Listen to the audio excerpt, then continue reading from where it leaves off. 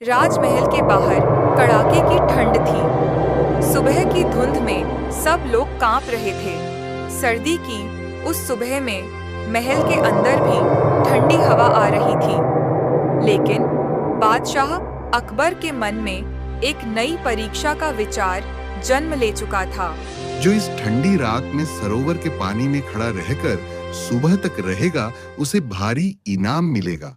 यह सुनकर सब दरबारी हैरान रह गए। इतना मुश्किल काम भला कौन कर पाएगा? ये तो अपनी जान दांव पे लगाने जैसा काम है। एक गरीब धोबी ने सोचा, अगर मैं ये काम कर लूं, तो मेरे घर की गरीबी मिट जाएगी और घर का खर्चा पानी आराम से चलने लगेगा। गरीब धोबी ने कहा, जहाँ पना मैं इस ठंडे सरोवर में खड़ा होने के लिए तैयार हूँ।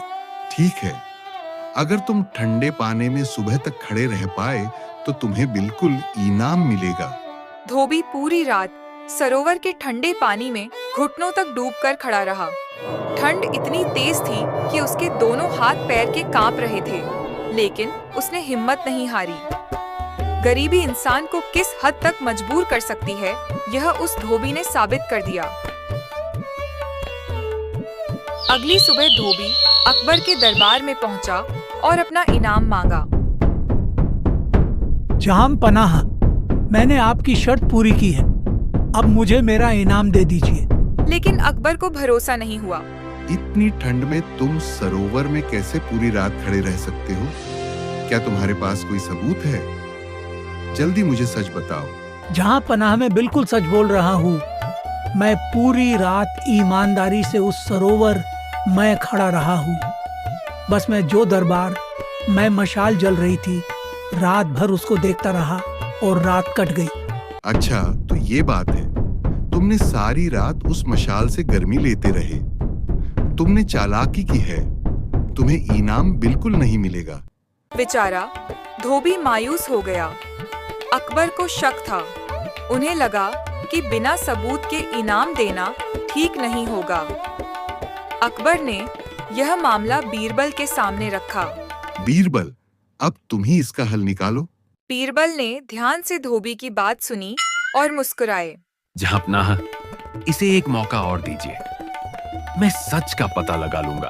बीरबल की आंखों में वही पुरानी चतुराई चमक रही थी, जिससे अक्सर मुश्किल सवाल हल हो जाया करते थे। एक सुबह अकबर और बीरबल बाहर जंगल में घूमने निकल पड़े।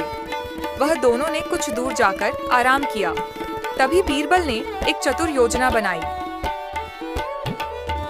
उन्होंने एक बर्तन में खिचड़ी पकाने का नाटक किया और उसे बहुत दूर आग से थोड़ा ऊपर टांग दिया।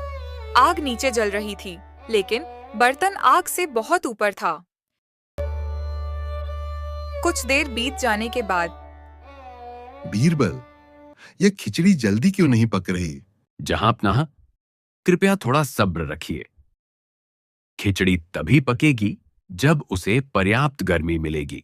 बीरबल जानते थे कि जहाँपना को सबक कैसे सिखाया जाए बिना अपमान किए, बस एक उदाहरण देकर।